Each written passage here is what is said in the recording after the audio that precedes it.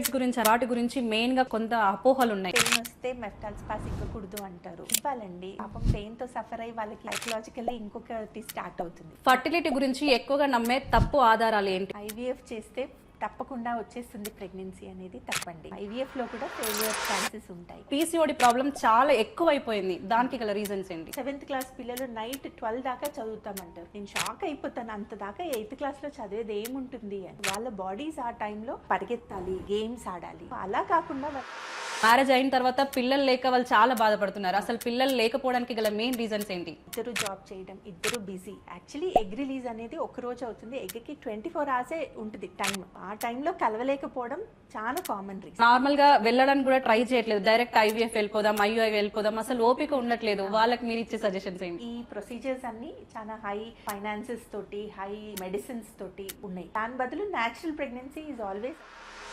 నమస్కారం మేడం. నమస్తే. అయితే ప్రస్తుతం ఇప్పుడు చూస్తున్నట్టయితే మెయిన్ గా యువత చాలా ప్రాబ్లమ్స్ ఎదుర్కొంటున్నారు. మెయిన్ గా అసలు యువత ఇప్పుడు ఎదుర్కొనే సమస్యలు ఏంటి మ్యామ్? వాళ్ళ లైఫ్ స్టైల్ అంతా మారిపోయింది కాబట్టి పీరియడ్స్ అనేవి చాలా డిస్టర్బెన్స్ వచ్చేసింది. సో ఐదర్ చాలా హెవీ పీరియడ్స్, సో ఒక 2-3 months రాదు, వచ్చినప్పుడు ఆగదు. సో మెయిన్గా మాకు అలా వస్తున్నారు పిల్లలు. లేదు అని అంటే ఎవ్రీ మంత్ అవుతుంది, చాలా తక్కువ పీరియడ్ అవుతుంది. సో అసలు 6 months అయినా 8 months అయినా అసలు పీరియడ్ అనేది లేదు. ఇలాగా ఇబ్బందులతో అంటే పీరియడ్ డిస్టర్బెన్సెస్ తోటి వస్తున్నారు. అది ఒకటి.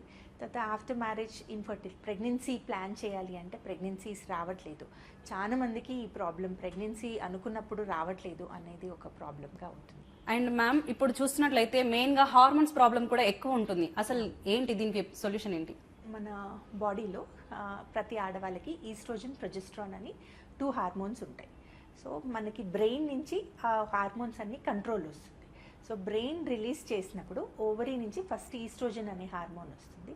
అది ఒక లెవెల్ వచ్చిన తర్వాత ఎగ్ రిలీజ్ అయ్యి ప్రొజెస్ట్రాన్. సో ఇవి రెండు బ్యాలెన్స్గా ఉన్నప్పుడు మనకి పీరియడ్ కరెక్ట్గా అవుతుంది. సో ఈ బ్యాలెన్స్ కావాలి అంటే మన బాడీలో ఉండాల్సినంత ఫ్యాట్ కానీ కొలెస్ట్రాల్ కానీ అంతే ఉండాలి. కానీ ఇప్పుడు మన లైఫ్ స్టైల్ తోటి, మనం తినే ఫుడ్ తోటి చాలా అంటే మనం ఇంటేక్ చేసినంత ఫుడ్కి మనం అంత పని చేయట్లేదు. ముందు వాళ్ళ ఫుడ్ వేరే ఉండేది, వాళ్ళు చేసుకునే పనులు కూడా వేరేగా ఉండేవి. మనం అంత పని చేయట్లేదు ఇప్పుడు. లిఫ్ట్ దిగుతాం, కార్ ఎక్కుతాం, మళ్ళీ ఇక్కడికి మన వర్క్ ప్లేస్కి వెళ్ళి మళ్ళీ ఒక లిఫ్టే ఎక్కుతాం. అంత మనం కష్టపడాల్సింది ఎక్కడా లేదు. సో కానీ మనం తినే తిండి మాత్రం చాలా ప్రాసెస్డ్ ఫుడ్. మనకి ఏదో చాలా అంటే ఇట్లా తింటూనే మనకి జమ్ అని క్యాలరీస్ ఇచ్చే ఫుడ్స్ మనం తినే ఫుడ్ ఇప్పుడు.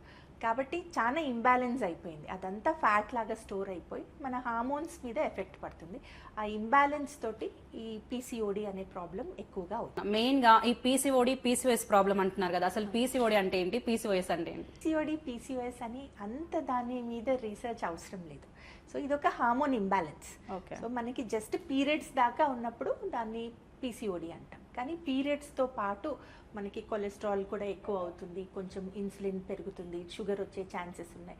సో ఇట్లా ఒక 2-3 కండిషన్స్ ఎక్కువైనప్పుడు దాన్ని సిండ్రోమ్ అంటాం అనమాట, అన్ని కలిపి అలాగా. ఇప్పుడు ప్రస్తుతం ఉన్న జనరేషన్లో పీసీఓడి ప్రాబ్లం చాలా ఎక్కువైపోయింది, దానికి గల రీజన్స్ ఏంటి? సో ఇప్పుడు పిల్లలు, స్కూల్కి వెళ్ళే పిల్లలు ఏం చేస్తాం మనం, వాళ్ళని చాలా హయ్యర్ స్టడీస్కి వెళ్ళాలి అని చిన్నప్పటి నుంచే పొద్దున్న 7 నాకు పిల్లలు 8th క్లాస్ 7th క్లాస్ పిల్లలు నైట్ 12 దాకా చదువుతామంటారు. నేను షాక్ అయిపోతాను, అంత దాకా 8th క్లాస్లో చదివేది ఏముంటుంది అని. సో వాళ్ళకి చదువు తప్పించి ఇంకొక యాక్టివిటీస్ లేవు. సో వాళ్ళ బాడీస్ ఆ టైంలో బాగా పరిగెత్తాలి, యాక్టివిటీస్ చేయాలి, గేమ్స్ ఆడాలి. సో అలా కాకుండా వాళ్ళు సెడెంటరీ ఎంతసేపు కూర్చొని వీడియో గేమ్స్, మొబైల్ గేమ్స్ చూసుకోవడం, అండ్ ఫుడ్ ఎప్పుడూ ఒక స్నాక్ ఫుడ్ తింటూ ఉండడం. సో దీంతో వాళ్ళ లైఫ్ స్టైల్ చేంజ్ తోటి చాలా హార్మోన్ ఇంబ్యాలెన్సెస్ వస్తున్నాయి. అంటే ఇప్పుడున్న ఆధునిక జీవన శైలి వల్ల ఈ సమస్యపై ప్రభావం పడే అవకాశం ఉందా? తప్పకుండా, డెఫినెట్లీ ఉంది. ఎందుకంటే మనం మన జనరేషన్, మా జనరేషన్ కూడా కాదు, మా పేరెంట్స్ జనరేషన్ అనుకున్నప్పుడు వాళ్ళు ఆ ఏజ్లో ఏం చేసేవాళ్ళు, ఇంట్లో అన్ని పనులు చేసేవాళ్ళు. మిక్సీస్ లేవు, అన్నీ రుబ్బాలి, దంచాలి, చెత్త కొట్టాలి, అన్ని పనులు చేసుకోవాలి. అవి కాకుండా బయటికి వెళ్ళి ఆడుకునేవాళ్ళు వాళ్ళు. సో ఆట అనేది ఏదో ఒక గేమ్ అనుకొని వెళ్తే తప్పించి ఇప్పుడు ఉండటం లేదు. సో ఎంతసేపు చదువు కూర్చోవడం, ఆ కూర్చొని వాళ్ళకి చాలా ఇంబ్యాలెన్స్ అయిపోతుంది. Exactly ma'am. అంటే ఇప్పుడు ఉన్న జనరేషన్లో చిన్న పిల్లలు, చాలా చిన్న పిల్లలు 11 yearsకి 10 yearsకే మెచ్యూర్ అవుతున్నారు. దానికి గల కారణాలు ఏంటి? అవును. సో ఈ పీరియడ్ స్టార్ట్ అవ్వడం, మెనార్కీ అనేది ఒక జనరేషన్కి ఒక ఏజ్ అనేది ఉంటుంది అనమాట. సో ఒకప్పుడు 12 ఇయర్స్ 13 ఇయర్స్కి మెచ్యూర్ అయ్యేవాళ్ళు. సో అది వస్తూ వస్తూ క్రమేణా 11 ఇయర్స్ అయింది. ఇప్పుడు ఇంకా చిన్నపిల్లలు 4th క్లాస్ 10 ఇయర్స్కే మెచ్యూర్. ఎగ్జాక్ట్లీ. సో దానికి కారణం అంటే మనకి ఎక్స్పోజ్ అవుతున్న ఈ రేడియేషన్, టెరటోజెన్స్ ఒకటి, food, basically food. So main plastic, మనం ఎంత వద్దనుకున్న ప్లాస్టిక్ మన లైఫ్లోకి వచ్చేసింది. Exactly. సో మనం అనుకుంటాం ఏమైనా ఈ కూల్ డ్రింక్స్ ఇవి తాగితే ఫ్రిడ్జ్లోంచి తీసి తాగాము ఏం కాదు అని, కానీ దాన్ని ట్రాన్స్పోర్ట్ చేసేటప్పుడు వాళ్ళు ట్రక్లలో ట్రాన్స్పోర్ట్ చేస్తారు. సో అప్పుడంతా ఎండ ఎక్స్పోజ్ అవుతుంది. సో ఆ హీట్కి ఎక్స్పోజ్ అయిన ప్లాస్టిక్ చాలా ప్లాస్టిక్ మెటీరియల్స్ రిలీజ్ చేస్తుంది. అవి చాలా డేంజరస్ విమెన్కి, స్పెషలీ ఫర్టిలిటీకి. దాంతో ప్లాస్టిక్స్ ఒకటి, అండ్ ఫుడ్ కూడా మనకి చాలా చికెన్ కానీ ఎవ్రీథింగ్ ఈజ్ చేంజ్డ్. మనకి వాళ్ళకి తొందరగా రిజల్ట్స్ రావాలి అని మిల్క్ ఎవ్రీవేర్ మనకి అడల్టరేటెడ్ ప్రోడక్ట్స్ తోటి తొందరగా పీరియడ్ స్టార్ట్ అవుతుంది. అవును మ్యామ్. ఇప్పుడు చూసుకున్నట్లయితే పిల్లల్లో పీరియడ్ క్రాంప్స్ అనేది ఎక్కువగా ఉంటుంది. దానికి గల రీజన్స్ ఏంటి? సో పీరియడ్ క్రాంప్స్ ఒక రకంగా ఓకే. సో పీరియడ్ క్రాంప్స్ వస్తున్నాయంటే సిస్టమ్ నార్మల్ ఉంది అని మనకి చెప్తుంది, కానీ ఓకే, కొంచెం ఈ పీరియడ్ క్రాంప్స్ ఒక్కొక్కసారి హార్మోన్ ఇంబ్యాలెన్సెస్ తోటి కూడా వస్తుంది. సో వాళ్ళ లైఫ్ స్టైల్ కొంచెం చేంజ్ చేసి వాళ్ళకి గేమ్స్ అట్లా యాక్టివ్ లైఫ్ స్టైల్ ఇస్తే క్రాంప్స్ కూడా తగ్గుతాయి. అంటే కొంతమందికి మాక్సిమం 3 days అవుతుంది అంటారు, కొంతమంది ఏమో 7 days 10 days కూడా అవుతుంది అంటారు. దానికి మెయిన్ రీజన్స్ ఏంటి? సో మామూలుగా అయితే పీరియడ్ స్టార్ట్ అయ్యే ముందు, స్టార్ట్ అయిన ఫస్ట్ డే ఉంటాయి పీరియడ్స్ పెయిన్స్ అనేవి. సో ఇంకా ఎక్కువ అవుతున్నాయి, 7 days అవుతున్నాయి అంటే డెఫినెట్లీ అది నార్మల్ కాదు. సో దాన్ని ఎందుకు అట్లా అవుతుంది అని టెస్ట్ చేయాలి. ఏమైనా ఎండోమెట్రియోసిస్ అనే ప్రాబ్లం ఉందా, లేకపోతే హార్మోన్ ఇంబ్యాలెన్స్తో కంటిన్యూస్గా క్లాట్స్ పోతున్నాయా అని చెక్ చేయాలి. అండ్ కొంతమందికి మేడం అంటే 30 daysకి, కొంతమంది 25 daysకి, కొంతమంది ఏంటంటే 45 days 50 daysకి కూడా అవుతుంటుంది. దానికి రీజన్స్ ఏంటి? అదే అంటే ఇప్పుడు పీరియడ్స్ అనేవి ఈస్ట్రోజన్ ప్రొజెస్ట్రాన్ కరెక్ట్ బ్యాలెన్స్లో ఉంటే మనకి కరెక్ట్గా పీరియడ్ వస్తుంది. ఆ 28 days సైకిల్ మెయింటైన్ అవుతుంది. అవి బ్యాలెన్స్లో లేకపోతే ఎగ్ రిలీజ్ అనేది అవ్వదు. సో ఎగ్ రిలీజ్ కాకపోతే ఉట్టి ఈస్ట్రోజన్ అనేది వెళ్తూ ఉంటుంది బాడీలో, ఓవరీ నుంచి వస్తూ ఉంటుంది, మన పీరియడ్ అలా ప్రొలాంగ్ అవుతూ ఉంటుంది రాకుండా. సో ఈ ఇంబ్యాలెన్సెస్ వలన పీరియడ్స్ ఇర్రెగ్యులారిటీస్ ఉంటాయి. ఈ ఇర్రెగ్యులర్ పీరియడ్స్ అనేది మనం ఎప్పుడు సీరియస్గా తీసుకోవాలి? సో కొంతమందికి అసలు 6 months 8 months అయినా పీరియడ్స్ రావు. సో కొంతమంది అనుకుంటారు మేము మందులు వేసుకుంటేనే పీరియడ్ వస్తుంది, మనం వెయిట్ చేద్దాము అని అనుకుంటారు. అది తప్పండి. సో అట్లీస్ట్ 3 monthsకి ఒక్కసారైనా పీరియడ్ రావాలి. యూట్రస్ మధ్యలో లేయర్ 3 monthsకి ఒక్కసారి కూడా షెడ్ అవ్వలేదు అంటే దాంట్లో వేరే చేంజెస్ స్టార్ట్ అవుతాయి అన్నమాట. సో అందుకని మనం అంత 6 months 8 months వెయిట్ చేయకూడదు. 3 months పీరియడ్ రాకపోతే డెఫినెట్లీ కన్సల్ట్ అవ్వాలి.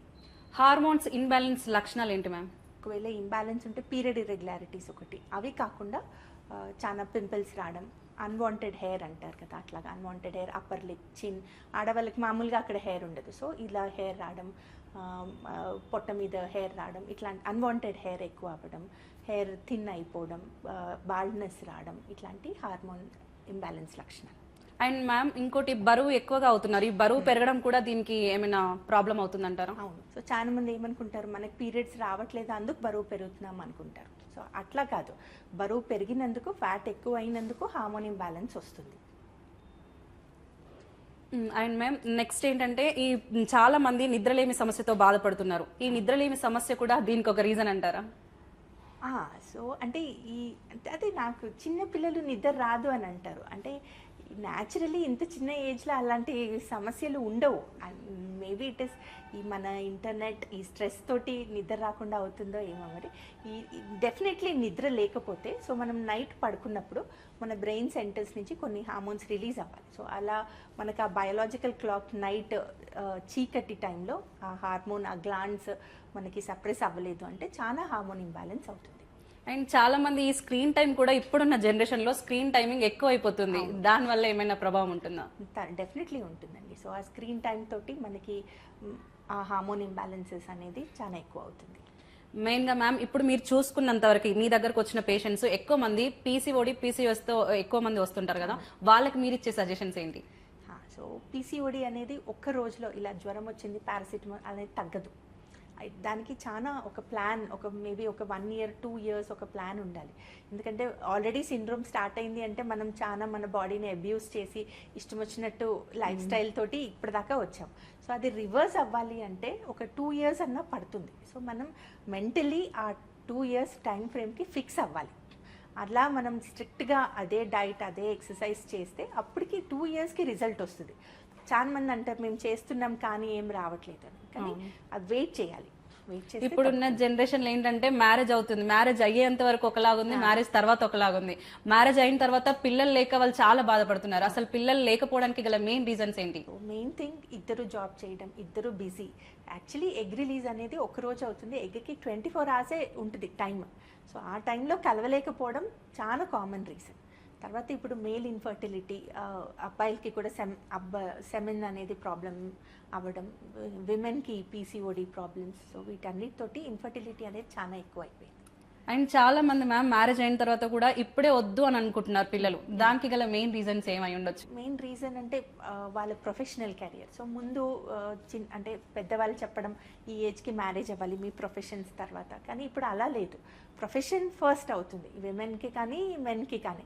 వాళ్ళు మేము ప్రొఫెషనల్లీ మేము ఈ లెవెల్కి వెళ్ళాలి, ఇంత మేము ఇండిపెండెంట్ అవ్వాలి, అప్పుడే పెళ్ళి అని ఆలోచిస్తున్నారు. సో దాంతో అన్నీ డిలే అవుతున్నాయి. కానీ అది కరెక్టే మ్యామ్, అంటే ప్రొఫెషనల్ ఫస్టే, కాకపోతే ఏ ఏజ్ లో పిల్లలు కావడం మెయిన్ ఇంపార్టెంట్.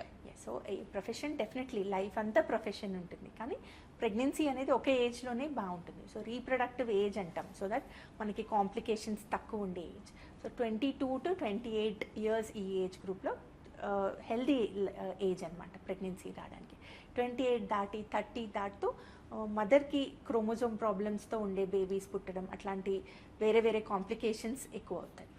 అంటే మీరు ఇప్పుడు ఎక్కువ ఏజ్ లో కూడా బేబీస్ కావాలి అనుకునే వాళ్ళకి మీరు ఇచ్చే సూచనలు ఏమంటారు? ప్రెగ్నెన్సీ కావాలి అనుకుంటే ప్రెగ్నెన్సీ వస్తుంది, కానీ కొంచెం కాంప్లికేషన్స్ ఉంటాయి అన్నమాట. ఒకటి మదర్ ఏజ్ ఎక్కువ అవుతూ మదర్కి డయాబెటీస్, బ్లడ్ ప్రెషర్ ఇలా పెరిగే ఛాన్సెస్ ఉంటాయి. బేబీకి క్రోమోజోమ్ ప్రాబ్లమ్స్ అంటే ఈ డౌన్ సిండ్రోమ్ ఇట్లా ఈ ఇంటూ ఉంటాం కదా, ఇట్లా ఈ మెంటలీ సరిగ్గా అంటే అట్లా సెరెబ్రల్ పాల్సీస్ ఇట్లాంటి బేబీస్ పుట్టే ఛాన్సెస్ ఎక్కువ అవుతాయి. ఓకే, అంటే ఇప్పుడు ప్రెగ్నెన్సీలో మెయిన్ ప్రాబ్లమ్స్ ఏమై ఉండొచ్చు మ్యామ్? ప్రెగ్నెన్సీ రాకపోవడానికి రీజన్స్?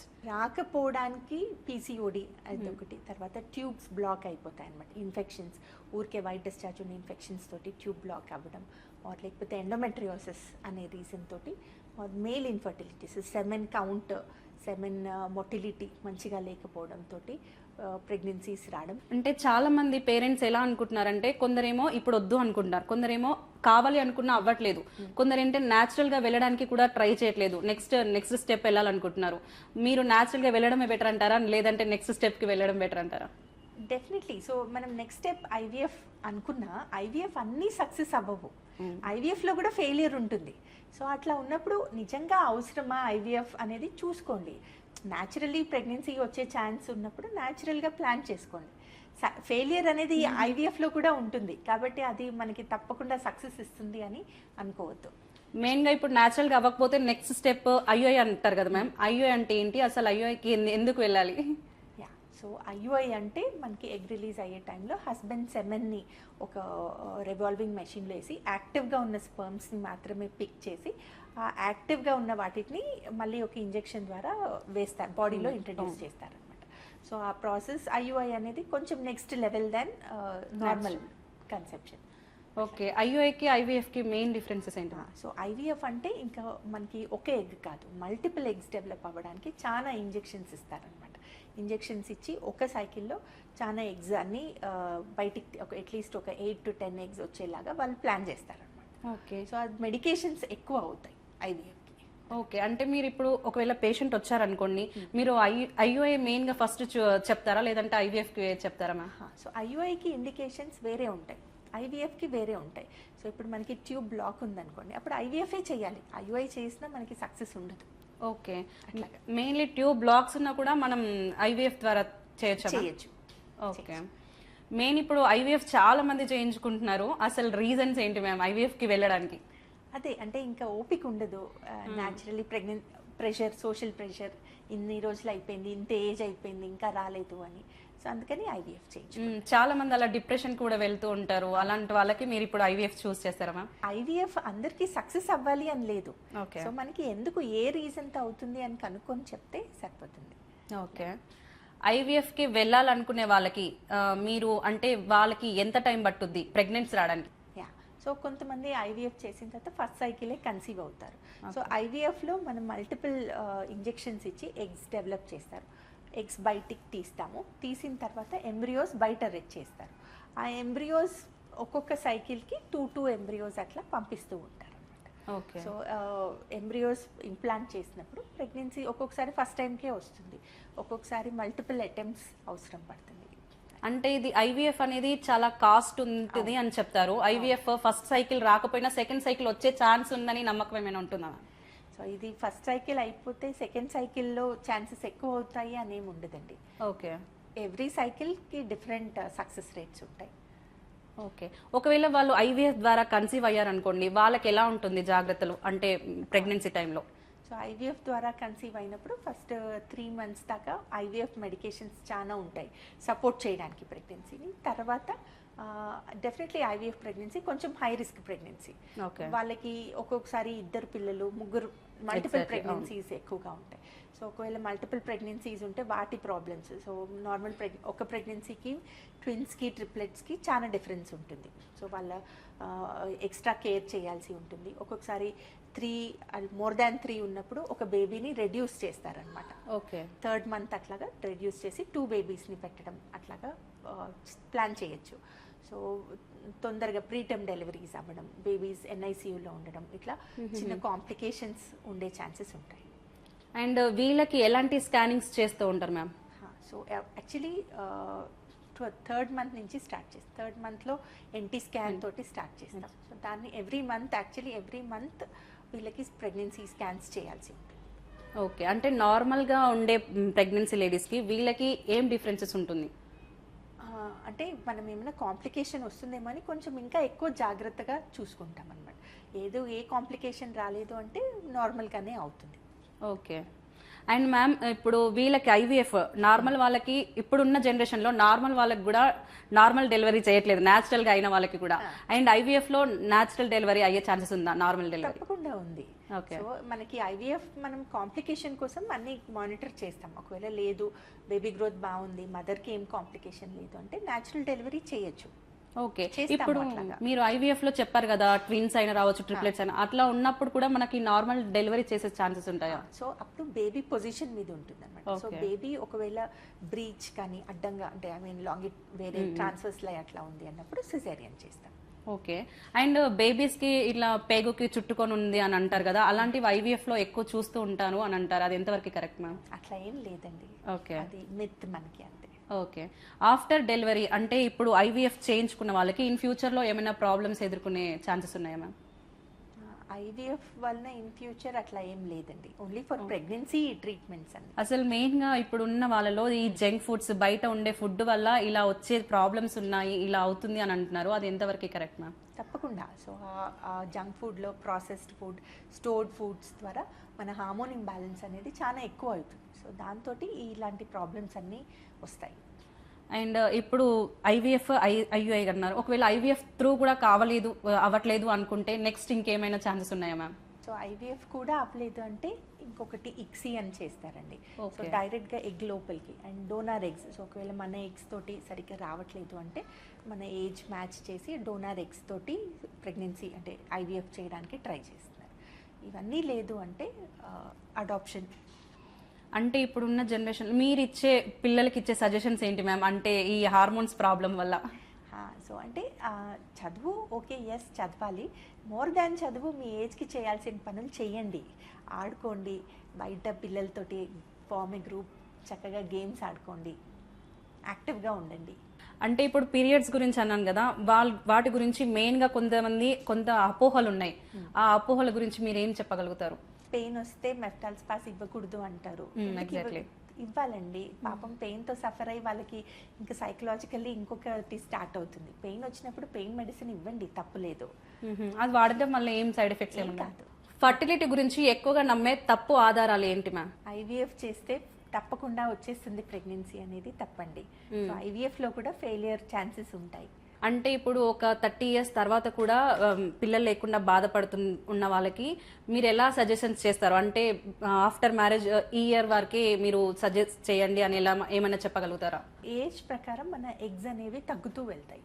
సో ఒక్కొక్క బ్లడ్ టెస్ట్ చేస్తే మనకి ఎగ్స్ ఎలా ఉన్నాయి అనేది తెలుస్తుంది. లేదు కౌంట్ బాగుంది, ఎగ్ కౌంట్ బాగానే ఉంది అంటే న్యాచురల్ ప్రెగ్నెన్సీకి ట్రై చేయండి. లేదు చాలా తగ్గిపోయింది కౌంట్ అంటే ఐవీఎఫ్కి. ఓకే మ్యామ్, ఇప్పుడున్న జనరేషన్లో చాలా మంది నార్మల్, ఇప్పుడు ఇంతకు ముందు అడిగాను కదా, నార్మల్ డెలివరీస్ ఎందుకు అవ్వట్లేదు? అసలు రీజన్ ఏంటి? అసలు ఎక్కడ ప్రాబ్లమా? హాస్పిటల్ ప్రాబ్లమా లేకపోతే వాళ్ళ ప్రాబ్లమా? సో రెండు సైడ్స్ ప్రాబ్లం ఉంది, ఒకటే సైడ్ కాదు. ఏంటంటే ఇంకా డెలివరీ టైం వస్తున్నా ఇంట్లో అందరు వచ్చేస్తారు చిన్న చిన్న దానికి, హాస్పిటల్ అంటే చిన్న పెయిన్కి. సో మనం అందరూ ఇంటికి వచ్చేసారు, వాళ్ళ టైం వేస్ట్ అవుతుంది. ఆర్ హస్బెండ్ సంబడి ఇక్కడ వేరే కంట్రీ నుంచి వచ్చేసారు, వాళ్ళ టైం వేస్ట్ అవుతుంది. డెలివరీ చేయండి. సో అది ఒకటి. అండ్ ఎట్లా అంటే మనం లాస్ట్ డేట్ దాకా ఆగము. Most of the times last delivery date దాకా ఆగకుండా 9th మంత్ స్టార్ట్ అవుతూనే కంగారు మొదలైపోతుంది. Exactly ma'am. అట్లా కాకుండా మెల్లగా ఆగితే న్యాచురల్లీ పెయిన్స్ వచ్చే ఛాన్సెస్ ఎక్కువ ఉంటాయి. అది ఖచ్చితంగా వచ్చే ఛాన్సెస్ ఉంటుందా మ్యామ్? ఉంటుంది. ఓకే, చాలా మంది అదే 9th మంత్ స్టార్ట్ అవ్వగానే ఎక్కువ ఎవరు పుడతారో, బేబీయా బాయ్ అని చాలా మంది చూడాలని ఈగర్ గా ట్రై చేస్తూ ఉంటారు 9th మంత్ కంప్లీట్ అవ్వక ముందే. దానికి మీరు ఏం చెప్తారు? యాక్చువల్లీ లాస్ట్ మంత్లోనే బ్రెయిన్ డెవలప్మెంట్ ఎక్కువగా అవుతుంది.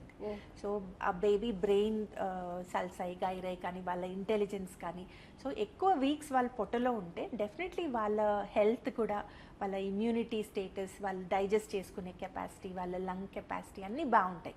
సో అప్పుడు తొందరపడకండి. ఇన్ని రోజులు తొందరపడ్డారు అంటే ఇన్ని రోజులు జర్నీ వేరు, ఈ 9th మంత్ జర్నీ వేరు. సో ఎంత వెయిట్ చేస్తారో అంత మంచిది. ఓకే మ్యామ్, ఈ ఐవీఎఫ్ చేసే వాళ్ళలో కూడా, ఐవీఎఫ్ తీసుకునే వాళ్ళు ఉంటారు కదా, వాళ్ళలో ఏమైనా జెనెటిక్ ప్రాబ్లమ్స్ వచ్చే ఛాన్సెస్ ఉంటాయా పిల్లలకి? లేదు, అట్లా జెనెటిక్ ప్రాబ్లమ్స్ ఏం రాదు. ఓకే, ఈ ఐవీఎఫ్ తీసుకునే వాళ్ళలో మెయిన్గా ఫర్టిలిటీ ప్రాబ్లం, వీళ్ళు తీసుకునే ఫుడ్స్ ఎలా ఉండాలి, ఎంత సేఫ్గా ఉండాలా, ఎలా ఉండాలి, బయట వెదర్కి ఎక్స్పోజ్ అవ్వచ్చా, ఎలా ఉంటుంది మ్యామ్ వీళ్ళ? అట్లా అంటే ఐవీఎఫ్ చేయించుకున్నంత మాత్రాన అదేదో బయటికి వెళ్ళకూడదు, బెడ్ దిగకూడదు అని కాదండి. వాళ్ళ వర్క్ చేసుకోవచ్చు, వాళ్ళ డే టు డే యాక్టివిటీస్ చేసుకోవచ్చు. డెఫినెట్లీ అన్ని అంటే ఎంత యాక్టివ్గా ఎక్సర్సైజ్ చేసుకుంటారో అంత వాళ్ళ హెల్త్కి కూడా మంచిదే. సో అట్లా వేరే స్పెషల్గా ఉండాలి అని ఏం లేదండి. ఓకే, అండ్ తొందరగా అలసిపోవడం జరుగుతుంది అంటే వాళ్ళని కాదు, ఇప్పుడు మామూలుగా పిల్లలను చూస్తున్నా కూడా ఈజీగా అలసిపోతున్నారు. అసలు దేనివల్ల ఇదంతా కారణం? ఇవన్నీ వైటమిన్ డెఫిషియన్సీస్ తోటి. మన ఫుడ్లో అంత ప్రాసెస్డ్ ఫుడ్, క్యాలరీస్ ఉంటాయి కానీ విటామిన్స్ అనేవి ఉండవు. సో మనం తాగే వాటర్లో కూడా ఎక్కడ మినరల్స్ లేవు, ఏం లేవు. కాబట్టి ఆ డెఫిషియన్సీ తోటి చాలా వీక్నెస్ అనేది అనిపిస్తుంది. మ్యామ్, ఇప్పుడు న్యాచురల్ గా డెలివరీ అయ్యే వాళ్ళకి, ఐవీఎఫ్ త్రూ వెళ్లే వారికి ఇద్దరు పిల్లలు అంత స్ట్రాంగ్ ఉండరు అంటారు. దానికి గల రీజన్స్ అది కరెక్టా కాదా? అసలు అది కరెక్ట్ కాదండి. సో బేబీ ఐవీఎఫ్ ద్వారా వచ్చినా ఎట్లా వచ్చినా బేబీ ఈజ్ బేబీ. సో ఆ బేబీ స్ట్రాంగ్, ఈ బేబీ స్ట్రాంగ్ కాదు, అట్లా ఏం లేదండి. ఓకే, సో బేబీ మదర్స్ వూమ్లో ఆ 9 months పెరిగి బయటకు వచ్చిన baby they will be equally strong or equal strength ఉంటుంది. అంటే బేబీ ఇప్పుడు న్యాచురల్ గా కన్ఫర్మ్ అయ్యే వాళ్ళకేమో బేబీని వాళ్ళు న్యాచురల్ గా ప్రెగ్నెన్సీ వస్తుంది కదా, వీళ్ళకేమో మీరు ఊమ్ లో పెడతా ఉంటారు కదా బేబీ తీసి, సో ఏమైనా ప్రాబ్లం వచ్చే ఛాన్సెస్ ఉన్నాయా? అంటే it is all the same. Embryo form అయిన తర్వాత అంటే న్యాచురల్ ప్రాసెసెస్ ట్యూబ్లో ఫామ్ అవ్వాలి, ఊమ్లోకి అది జరుగుతుంది కిందికి. మనం బయట ఫామ్ చేసి మళ్ళీ ఊమ్లోనే పెడతాం. సో అక్కడ ఊమ్లో పెట్టేదాకా ప్రాసెసెస్ కొంచెం డిఫరెంట్ ఉంటుంది, కానీ అక్కడి నుంచి సేమ్ ఉంటుంది కాబట్టి అంత డిఫరెన్స్ ఏమి ఉండదు. కొంతమంది ఏమంటారు, నేను బయట విన్న టాక్ మ్యామ్, అంటే ఐవీఎఫ్ త్రూ డెలివరీ అయ్యే పిల్లలు కొంచెం ఓవర్ హైపర్ యాక్టివ్ గా ఉంటారు. అది కరెక్టా కాదా మ్యామ్? సో ఇప్పుడు మనకి ఈ చిన్న పిల్లల్లో చాలా హైపర్ యాక్టివిటీ, అటెన్షన్ డెఫిసిట్ ఇవి చాలా చూస్తున్నాం. సో దాంట్లో ఒక కాజ్ అంటే ఒక రీజన్ ఐవీఎఫ్ అని చెప్పచ్చు. కానీ అట్లానే అన్ని నార్మల్ బేబీస్ నార్మల్గా ఉంటారని లేదు, వాళ్ళలో కూడా ఈ ఈ ADHD ఈ ప్రాబ్లమ్స్ ఉండదు. కొంతమంది ఎలా అయిపోయారంటే ఇప్పుడున్న అంత ఆర్టిఫిషియల్ గా నార్మల్ గా వెళ్ళడానికి కూడా ట్రై చేయట్లేదు, డైరెక్ట్ ఐవీఎఫ్ వెళ్ళిపోదాం, IUI వెళ్ళిపోదాం, అసలు ఓపిక ఉండట్లేదు. వాళ్ళకి మీరు ఇచ్చే సజెషన్స్ ఏంటి? సో డెఫినెట్లీ ఈ ప్రొసీజర్స్ అన్నీ చాలా హై ఫైనాన్సెస్ తోటి, హై మెడిసిన్స్ తోటి ఉన్నాయి.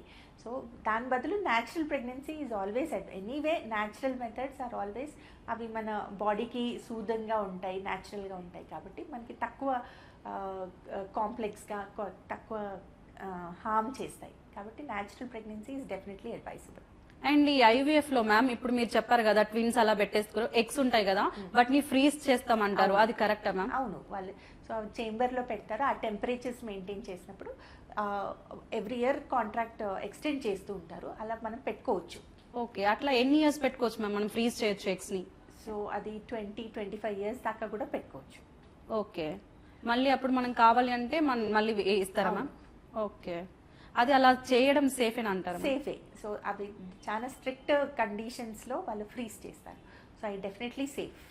మ్యామ్ ఇప్పుడున్న వాళ్ళ పిల్లల్లో పీరియడ్స్ అనేది ఎక్కువ అవుతుంది, ఎక్కువ హెవీ బ్లీడింగ్ అని వస్తూ ఉంటారు కదా మీ దగ్గరికి, వాళ్ళకి ఎలా చెప్తారు మీరు? హెవీ పీరియడ్ అంటే ఇప్పుడు మనం 2 అవర్స్లో ప్యాడ్ చేంజ్ చేస్తున్నాము ఆర్ మెన్స్ట్రల్ కప్స్ యూస్ చేస్తున్నారు, సో అది తొందరగా ఫిల్ అయిపోతుంది అట్లా అన్నప్పుడు అది హెవీ పీరియడ్. నైట్ పడుకున్నప్పుడు మనకి ఎక్స్ట్రా ప్రొటెక్షన్ యూస్ చేయాల్సి వస్తుంది, లేకపోతే బెడ్షీట్స్ అన్నీ తడిచిపోతున్నాయి అన్నప్పుడు అది డెఫినెట్లీ హెవీ పీరియడ్ అండి. సో అంత హెవీ పీరియడ్ అయినప్పుడు మనం దాన్ని ఎందుకు ఇంత హెవీగా అవుతుంది అని కొంచెం టెస్ట్ చేసుకోవాలి. అల్ట్రాసౌండ్, థైరాయిడ్ ఇట్లాంటి టెస్ట్ చేసుకొని ఆ రీజన్ ట్రీట్ చేయాలి. ఇవి తగ్గడానికి కొంచెం హార్మోన్ మెడిసిన్స్ ఇవ్వాల్సి రావచ్చు. సో చాలా సార్లు హార్మోన్స్ అంటూనే అమ్మో ఇవి స్టీరాయిడ్స్ ఇవి వద్దు అంటారు. సో ఇది చాలా అపోహ అండి.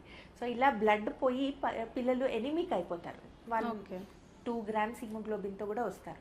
ఇంకా 2 గ్రామ్స్ అయిందంటే ఇంకా ఆల్మోస్ట్ డైయింగ్ సిచ్యువేషన్. అట్లాంటి సిచ్యువేషన్లో వాళ్ళకి బ్లడ్ ఇచ్చి మళ్ళీ నార్మల్ చేయాల్సి ఉంటుంది అనమాట. సో దాని బదులు కొంచెం చిన్న మెడిసిన్స్, ఒక ప్రొజెస్ట్రాన్ మెడిసిన్ అట్లాంటివి వాడితే వాళ్ళ పీరియడ్స్ రెగ్యులేట్ అవుతాయి. అండ్ చిన్నప్పటి నుంచి ఇలానే ఉంటే ఇప్పుడు ఇంక ఇవి అలవాటు అయిపోతాయి, మాకు ఈ బాడీ యూజ్ అయిపోతుంది అని అంటారు. అట్లా కాదండి. సో పిల్లలు పెరుగుతూ వాళ్ళ సిస్టమ్ మెచ్యూర్ అవుతుంది, అప్పుడు పీరియడ్స్ రెగ్యులేట్ అవుతాయి. అప్పటిదాకా కొన్ని రోజులు యూజ్ చేస్తే బెటర్ అవుతుంది. మ్యామ్ ఇప్పుడు మీరు చెప్పారు కదా మెన్స్ట్రల్ కప్ అని, is it safe or not ma'am? Menstrual cup పర్వాలేదండి, యూజ్ చేయొచ్చు, దాంతో ఏం హామ్ లేదు. ఓకే, అండ్ ఇప్పుడు ఒకప్పుడు అసలు థైరాయిడ్ అనే మాటనే వినలేదు మ్యామ్. ఇప్పుడు ఉన్న వాళ్ళలో ప్రతి ఒక్కరికి ఈవెన్ 100 లో 80 మెంబర్స్ కి థైరాయిడ్ ఉంటుంది. అసలు మెయిన్ రీజన్స్ ఏంటి మ్యామ్ థైరాయిడ్ రావడానికి? సో థైరాయిడ్ అనేది మన ఆటో ఇమ్యూన్ గ్లాండ్ అండి. స్ట్రెస్ తోటి చాలా థైరాయిడ్ ఎక్కువ అయిపోతుంది. కానీ థైరాయిడ్ కంట్రోల్లో ఉండడం మన బాడీలో అన్ని ఆర్గన్స్కి ఇంపార్టెంట్. పీరియడ్స్ ఒక్కదానికే కాదు, అన్ని ఇంక్లూడింగ్ హార్ట్ చక్కగా కొట్టుకోవాలన్నా ప్రతి దానికి థైరాయిడ్ కరెక్ట్గా ఉండాలి. కాబట్టి థైరాయిడ్ ఒకవేళ వస్తే మెడిసిన్ వేసుకోవాల్సిన అవసరం ఉంటే తప్పకుండా వేసుకో. మ్యామ్ ఇది మీరు అన్నట్టుగానే ఇప్పుడు థైరాయిడ్ ఉంది కదా, ఆ థైరాయిడ్ వల్ల ఇప్పుడు మీరు అన్నట్టు చెప్తున్నారు కదా ఈ థైరాయిడ్ వల్ల హార్మోన్స్ ఇన్బ్యాలెన్స్ అనేది రెగ్యులర్ గా జరుగుతుందా మ్యామ్? అది రెగ్యులర్ గా డైలీ మెడికేషన్ అంటారా? అది థైరాయిడ్ గ్లాండ్ నుంచి వచ్చే థైరాయిడ్ ఆ డైలీ డోస్ అంత డోస్ తోటి మనకి వేరే ఆర్గన్స్ అన్ని వర్క్ చేస్తూ ఉంటాయి. అది మాస్టర్ కంట్రోలర్. సో ఒకవేళ అది తక్కువగా ఉన్నప్పుడు మన TSH లెవెల్స్ బట్టి డాక్టర్ మనకి డోస్ ఆఫ్ థైరాయిడ్ అడ్వైస్ చేస్తారు. అంత డోస్ తప్పకుండా వేసుకోవాలండి. వేసుకోకపోతే మనం వేసుకున్నా కూడా మనకి ఆ హైపోథైరాయిడిజం సిమ్టమ్స్ అంటే ఆ బాడీ మొత్తం స్లో అయిపోతుంది. ఒక మెంటల్ ఫాగ్ రావడం, ఏమైనా చేయాలనుకున్నా కూడా మనం ముందున్నంత ఫాస్ట్గా చేయలేకపోతాం. అండ్ ఈ డైజెషన్ స్లో ఉంటుంది, మనకి బాడీ కూడా డల్గా, వెయిట్ గెయిన్ అవ్వడం, ఇట్లాంటివి సిమ్టమ్స్ వస్తాయి. ఇంకోటి ఏంటంటే ఈ ఒబేసిటీ ప్రాబ్లం ఎక్కువ మందికి కనిపిస్తుంది. ఒబేసిటీ వల్ల వచ్చే ప్రాబ్లమ్స్ ఏంటి? దానివల్ల కూడా ఏమైనా ప్రాబ్లమ్స్ ఉన్నాయా? ఒబేసిటీ తోటి PCOD అనేది స్టార్ట్ అవుతుంది. సో PCOD హార్మోన్ ఇంబ్యాలెన్స్ వస్తుంది. తర్వాత ప్రెగ్నెన్సీ ప్లాన్ చేయాలన్న ప్రాబ్లం అవుతుంది. ఏజ్ అవుతూ 40 తర్వాత యూట్రస్ మధ్యలో లేయర్ చాలా థిక్గా అయిపోయి ఎండోమెట్రియల్ హైపర్ప్లేసియా అంటాం అనమాట. సో ఒబీస్ వాళ్ళకి ఎండోమెట్రియల్ హైపర్ప్లేసియా, ఎండోమెట్రియల్ క్యాన్సర్స్ ఎక్కువగా వచ్చే ఛాన్సెస్ ఉంటాయి. ఓకే మ్యామ్, ఇప్పుడు చూసుకున్నట్లయితే మీ దగ్గరకు వచ్చిన వాళ్ళలో ఎక్కువ చూసే ప్రాబ్లమ్స్ ఈ ఫైబ్రాయిడ్ అనేది కూడా ఎక్కువ వినిపిస్తుంది. అసలు ఇదేంటి మ్యామ్ ఫైబ్రాయిడ్ అంటే? సో ఫైబ్రాయిడ్స్ అంటే యూట్రస్కి ఒక మజిల్ టిష్యూ అనమాట. మధ్యలో ఎండోమెట్రియం ఉన్న మెయిన్ వాల్ మొత్తం మజిల్ టిష్యూ ఉంటుంది. సో ఆ మజిల్ ఎక్స్ట్రా గ్రో అవుతే దాన్ని ఫైబ్రాయిడ్స్ అంటాం అనమాట. సో ఫైబ్రాయిడ్స్ యూట్రస్ నుంచి బయటికైనా ఉండొచ్చు, మధ్య వాల్ లోపలైనా ఉండొచ్చు, లోపలికి అయినా గ్రో అవ్వచ్చు. అండ్ ఇంకోటి ఇప్పుడు మీరు PCOD అన్నారు కదా, ఇప్పుడు చూసుకున్నట్లయితే ఈ మనం ఏమంటారు నీటి బుడగలు అంటారు మ్యామ్, అది అసలు రావడానికి కారణం ఏంటి? PCOD ప్రాబ్లం అంటారా? PCOD అంటేనే నీటి బుడగలు. ఓకే. సో PCODలో చిన్న చిన్న ఫాలికల్స్ వస్తాయి, ఎగ్ రిలీజ్ అవ్వదు అనమాట. సో ఆ చిన్న ఫాలికల్స్ స్కాన్లో మనకి మల్టిపుల్స్ ఫాలికల్స్ కనిపిస్తాయి, దాన్నే నీటి బుడగలు అంటాం. మరి మ్యామ్ ఇప్పుడు ఉన్న వాళ్ళకి పిల్లలకైతే అసలు ఎలాంటివి నిర్లక్ష్యం చేయకూడదని మీరు చెప్తారు? వెయిట్ ఎక్కువగా పెరిగిపోతుంటే లాట్ ఆఫ్ వెయిట్ గెయిన్ నిర్లక్ష్యం చేయకండి. తర్వాత ఈ పీరియడ్స్ తక్కువ వచ్చినా నిర్లక్ష్యం చేయకండి, ఎక్కువ అవుతున్నా కూడా నిర్లక్ష్యం చేయకండి. అండ్ ఇప్పుడున్న వాళ్ళు పిల్లలు చూసుకున్నట్లయితే ఎక్కువగా స్క్రీనింగ్ అన్నాను కదా మ్యామ్, ఎక్కువ స్క్రీనింగ్ కి అలవాటు పడిపోయారు. వాళ్ళు ఏంటంటే ఫ్యామిలీతో గడపడం తక్కువ అయిపోయింది, ఈ ఎక్కువ స్ట్రెస్ కి ఫీల్ అవుతున్నారు. వాళ్ళు ఓన్ గా వాళ్ళకి ఏదైతే ఉన్నాయో ఆ సమస్యల గురించి ఎక్కువగా ఆలోచిస్తున్నారు. ఈ స్ట్రెస్ అనేది కూడా ఎక్కువ ప్రభావితం చేస్తూ ఉంటుందా మ్యామ్? అవును, డెఫినెట్లీ అండి. సో వాళ్ళు ఎప్పుడు ఆ స్క్రీన్ చూస్తే ఆ స్క్రీన్లోనే ఉంటున్నారు. సోషల్ లైఫ్, పక్క వాళ్ళతో మాట్లాడడం అని ఆ ఇంటరాక్షనే రావట్లేదు వాళ్ళకి. సో దాంతో ఆ స్ట్రెస్ పెరిగిపోయి స్ట్రెస్ హార్మోన్స్ తోటి హార్మోన్ ఇంబ్యాలెన్సెస్ చాలా ఎక్కువ అవుతున్నాయి. ఓకే మ్యామ్, ఇప్పుడు చూసిన పిల్లలైతే ఫ్యూబర్టీ అని వస్తుంది. అసలు దానికి మెయిన్ రీజన్ ఏంటి? ఫ్యూబర్టీ అంటే ఏంటి మ్యామ్? ప్యూబర్టీ అంటే అందరికీ ఉంటుంది, it's a normal thing, ageing Okay. Thing అనమాట. చిన్నపిల్లలు టీనేజ్కి చేంజ్ అవుతుంది ప్యూబర్టీ. సో ఆ ప్యూబర్టీలో ఫస్ట్ థింగ్ హైట్ పెరుగుతారు, ఫస్ట్ చేంజ్ హైట్, చాలా హైట్ పెరుగుతారు. తర్వాత ప్యూబార్కీ అంటాం అనమాట, అంటే హెయిర్ వస్తుంది అండర్ ఆర్మ్స్, తర్వాత యూరిన్ ప్లేస్ దగ్గర హెయిర్ వస్తుంది. తర్వాత టీలార్కీ అంటాం, అంటే బ్రెస్ట్ డెవలప్మెంట్ అవుతుంది. Okay. తర్వాత మెనార్కీ వస్తుంది, మెనార్కీ అంటే పీరియడ్ స్టార్ట్ అవుతుంది. సో ఇవన్నీ ఫేజెస్లో వచ్చే ఆ 4-5 ఇయర్స్ కలిపి ప్యూబర్టీ అంటాం. అండ్ ఆఫ్టర్ డెలివరీస్ కూడా చాలా మంది ఇప్పుడున్న జనరేషన్ లో చూస్తున్నట్లయితే, బయట చూస్తున్నట్లయితే చాలా మంది మదర్స్ కి బ్రెస్ట్ ఫీడింగ్ అనేది చాలా పెద్ద హ్యూజ్ ప్రాబ్లం అవుతుంది. అవును. అసలు దేని వల్ల అలా అవుతుంది ma'am? So actually baby delivery అయిన తర్వాత skin to skin contact encourage చేయాలన్నమాట. మదర్ బేబీని పట్టుకున్నా కూడా పుట్టిన ఒక హాఫ్ అన్ అవర్ లోపల బేబీ బ్రెస్ట్ మిల్క్ సక్కల్ చేసినా కూడా, అంటే వచ్చినా రాకపోయినా అట్లీస్ట్ ఆ సక్కల్ చేపిస్తే కొంచెం మనకి ఆ మదర్కి ఆ బాండింగ్ పెరుగుతుంది, మిల్క్ ఎక్కువ వచ్చే ఛాన్సెస్ అవుతుంది. కానీ ఒక్కొక్కసారి ఏమవుతుందంటే బేబీ ఎన్ఐసియూలో ఉంటుంది, మదర్ వార్డ్లో ఉంటుంది. ఆ సెపరేషన్ తోటి, ఆ స్ట్రెస్ తోటి, సో ఆ ప్రాబ్లమ్స్ తోటి మిల్క్ సరిగ్గా ఎస్టాబ్లిష్ కాదు. అవును మ్యామ్, అంటే వాళ్ళు ట్రై చేసినా కూడా రావట్లేదు అని అంటున్నారు. దానికి మెయిన్ రీజన్స్ ఏంటి? అసలు వాళ్ళకి దేని వల్ల ప్రాబ్లమ్స్ మెయిన్ గా ఎదుర్కొంటున్నారు? సెపరేషన్ అవ్వడంతో మళ్ళీ బేబీ వచ్చింది, బేబీకి అప్పటికే వాళ్ళు ఒక పల్లడాతోటో లేకపోతే బాటిల్ తోటో ఫీడ్ అలవాటు అయిపోతుంది. సో అది స్టాప్ చేసి మళ్ళీ మదర్ దగ్గరికి అటాచ్ అవ్వడానికి టైం పడుతుంది. ఈ మధ్యలో వాళ్ళ ఏడుపు, ఆ బేబీస్ ఏడ్చినప్పుడు మనం తట్టుకోలేము. సో అక్కడ సరే ఏదో ఒక ఫీడ్ ఇద్దాంలే అని అట్లా ఫీడ్ ఇచ్చేస్తారు. అంటే మీరు ఏది ఇంపార్టెంట్ మెయిన్ గా, అంటే ఇప్పుడు ఉన్న వాళ్ళైతే ఫార్ములా మిల్క్ అని చాలా మంది ఇస్తున్నారు, మీరు ఏది ఎక్కువ సజెస్ట్ చేస్తారు? మెయిన్ గా బ్రెస్ట్ మిల్క్ అంటారా? Definitely 200% breast milk. Okay ma'am. And ma'am, final ఒక క్వశ్చన్, అంటే మీరు ఇప్పుడున్న జనరేషన్ లో మెయిన్ గా ఎదుర్కొంటున్న ప్రాబ్లమ్స్ ఇవే మ్యామ్. మెయిన్ గా పీసీఓడి, ఈ ఫర్టిలిటీ ప్రాబ్లమ్స్, హార్మోన్స్ ప్రాబ్లం, వీటన్నిటికీ మనతో ఎంత అయితే అవుతుందో అంతగా చేయొచ్చు అనుకునే వారికి మీరు ఇచ్చే సజెషన్స్ ఏంటి మ్యామ్? సో డెఫినెట్లీ అక్కడ అంటే లైఫ్ స్టైల్ చేంజ్ చేసుకోండి, యాక్టివ్గా ఉండండి. మనం ఎక్కడ చేయగలము అయినంత వరకు మన అప్లయన్సెస్, మనకి సైన్స్ ఇచ్చిన టెక్నాలజీని ఎక్కడ కావాలో అక్కడ వాడుకోండి. ప్రతిదానికి వాడకుండా కొంచెం మన బాడీని కూడా మూవ్ చేస్తూ యాక్టివ్గా ఉంటే డెఫినెట్లీ అన్నీ స్మూత్గా అయిపోతాయి. Thank you so much ma'am. అంటే పిల్లలు ఇప్పుడు ఎదుర్కొంటున్న సమస్యలు ఏంటి, వాళ్ళకి రీజన్స్ ఏంటి, అండ్ వాటికి పరిష్కారాలు ఏంటి అనేది ఈజీగా అర్థమయ్యే విధంగా మాకు చెప్పినందుకు thank you so much ma'am. Thank you అండి.